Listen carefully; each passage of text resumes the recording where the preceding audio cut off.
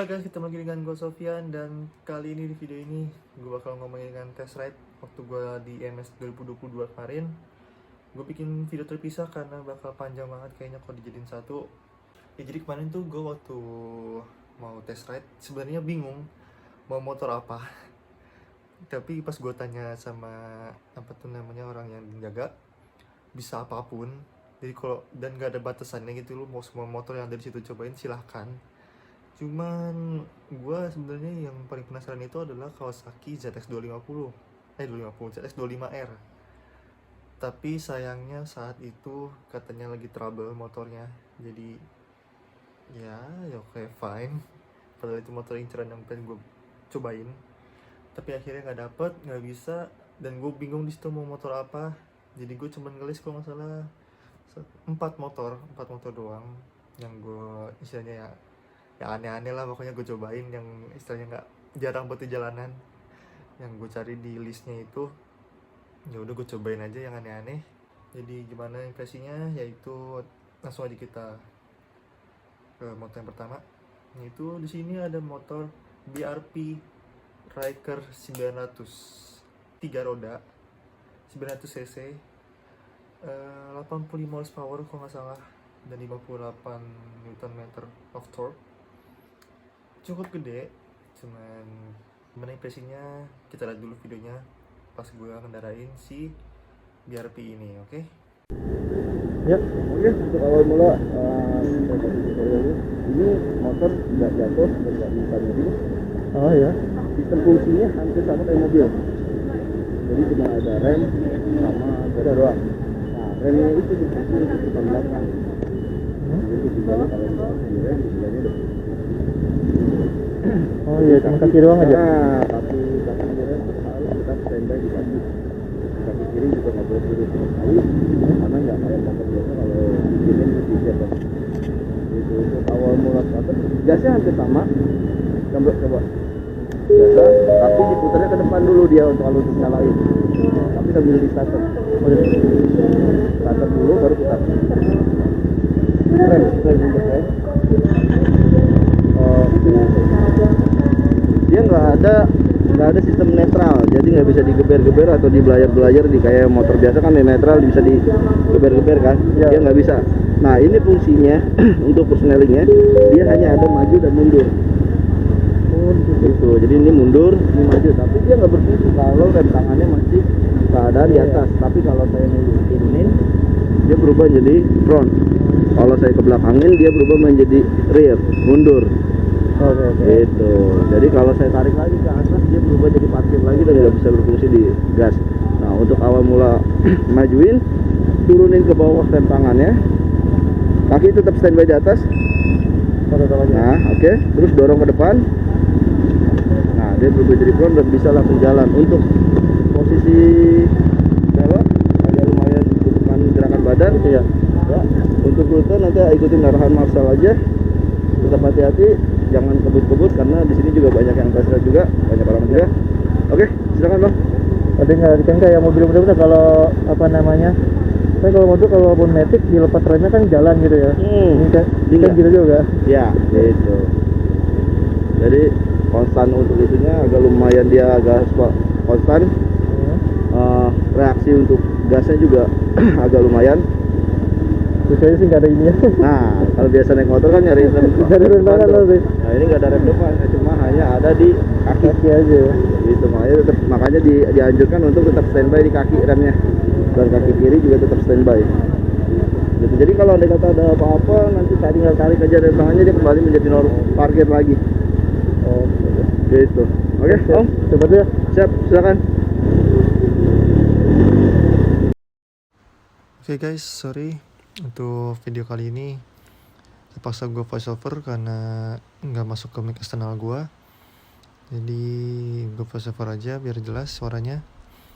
Jadi di sini gue riding si BRP Ryker 900.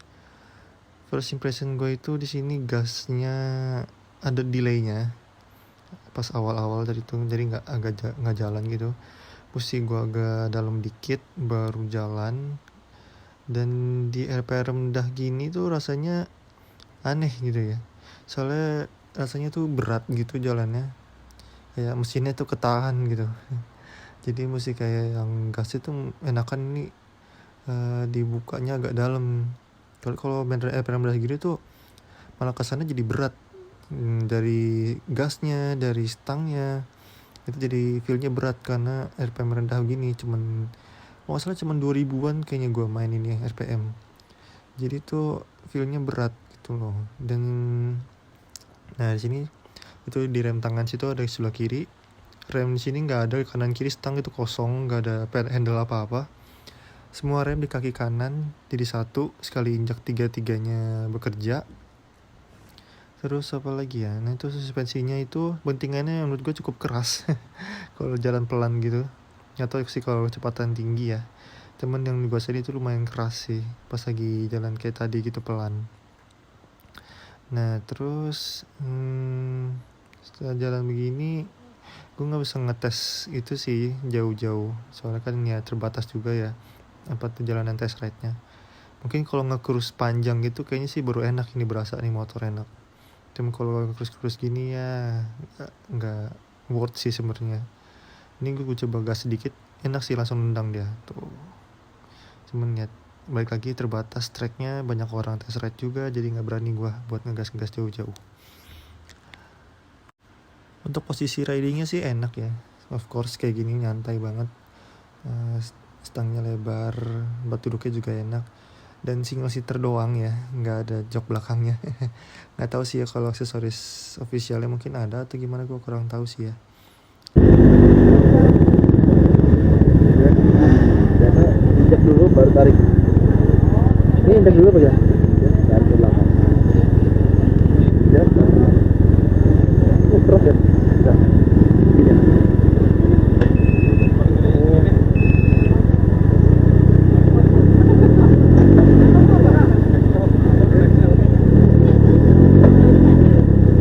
Ada delay.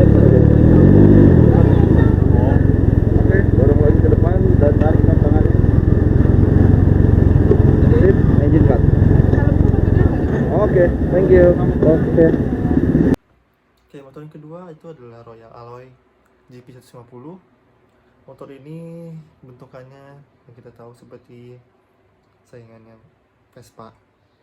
Itu mirip banget kayak Vespa, cuman beda. Ya dia ini bentukannya neo retro gitulah, retroan, model scooter matic.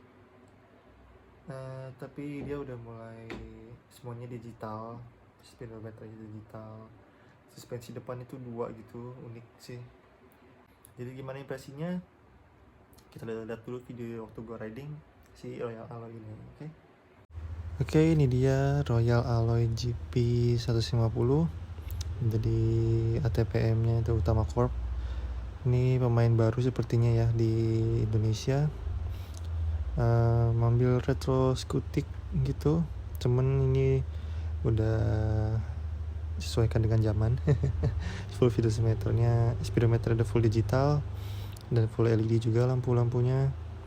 Dan ini pas pertama gue naikin, impresinya adalah seat height-nya itu tinggi. Ya, tinggi itu pertama kali gue notice karena joknya lebar. Dan pas gue nyalain tuh mesinnya tadi halus banget, enak. Pas digas juga enak. Nah ini pas jalan tuh, ini termasuk enteng sih motornya, enak buat ngeliuk-ngeliuk gitu. Pas dibuka gasnya juga responsif gasnya, dibandingkan tadi si si BRP itu beda banget lah ya. BRP berat kan, yang ini enteng, langsung berasa banget gua jomplang. Dan ini jujur aja lebih fun to ride motornya. Cuma gue belum pernah nyobain Vespa langsung sih, to be honest. Cuman untuk nyobain si Royal Alloy ini motornya enak. Di gas-gasnya juga ya cukup responsif. Cuman kayaknya ya karena pakai sasis monokok ya lebih kenceng beat kayaknya. Udah ngabur duluan kayaknya beat daripada ini. Cuman ya emang materialnya tuh gue ketok-ketok ini full metal. Paling yang plastik cuman beberapa doang yang pakai plastik, sisanya metal.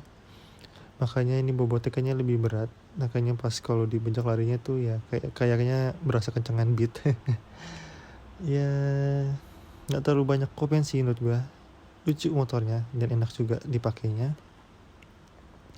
Dan ya untuk yang suka atau mencari alternatif Vespa, ini cocok banget buat kalian. Feel remnya pun tadi gue coba, ini lumayan enak sih remnya ketimbang tadi ada motor lain yang gue nggak suka remnya. Lanjut ke Nio NKI Sport. Nah ini motor di satu tempat juga di Utomo Corp. Itu kayaknya pengimpornya ya namanya. Jadi motor ini motor full elektrik. Gue penasaran sih, emang belum pernah nyoba gue riding langsung motor listrik full gitu ya. Gue penasaran sama gesit sih kemarin, cuman nggak ada lagi motornya mau gue test ride gesit. Akhirnya gue nyoba Nio yang ada motor listrik situ. Dari Royal Alloy langsung pindah ke Nio. Gimana impresinya, kita lihat dulu pas gue riding. Oke?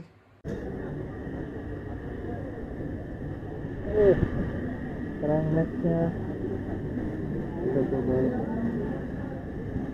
Nio NKI Sport.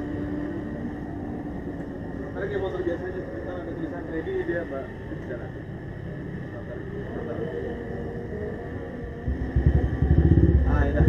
Ya. Udah ya? Ada lagi. Ada.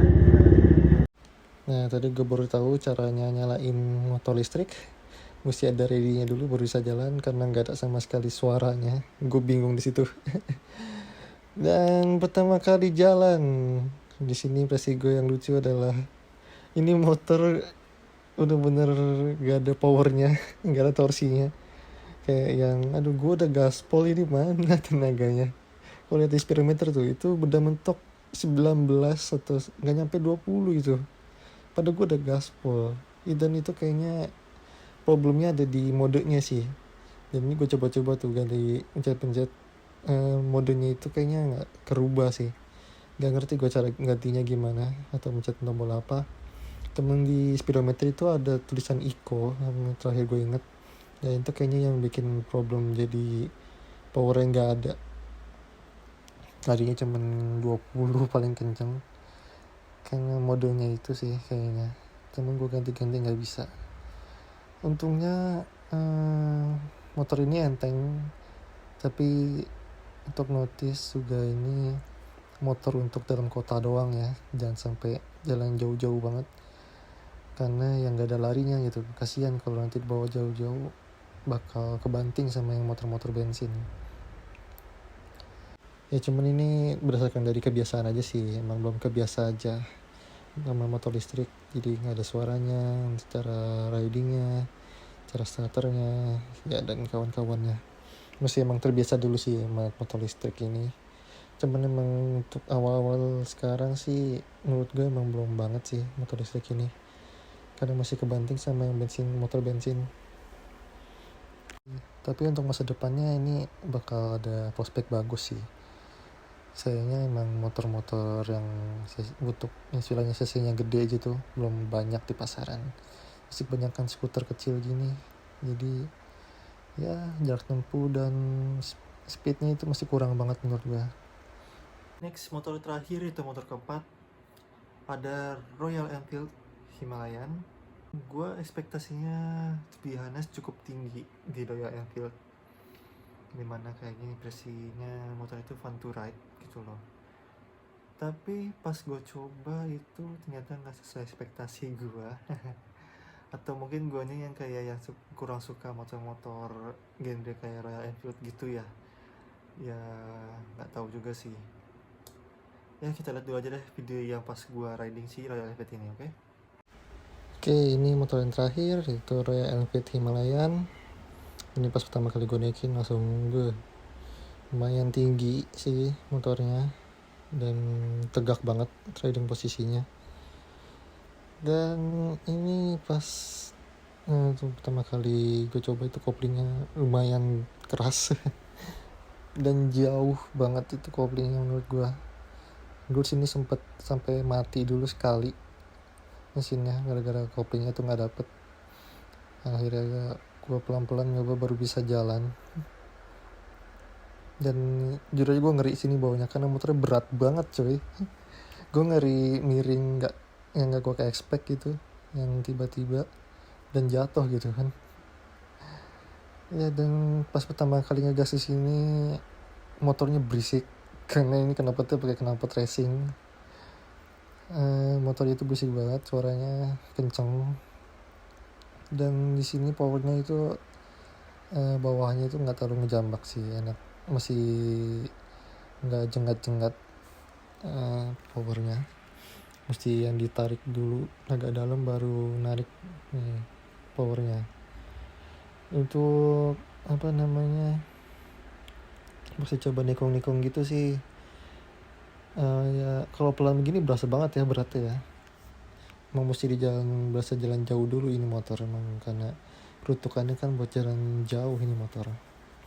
Dan di sini gue paling gak suka remnya itu entah kenapa nggak bisa banget diajak kompromi. Gue pencet pelan gitu, nggak berasa remnya coy. Ya, dan bantingannya juga ya di situ lumayan sih enak, nggak terlalu keras bantingan suspensinya. Ya ini cuma singkat aja karena Royal Enfield ini banyak banget yang ngantri untuk nyoba. Oke, jadi itu aja.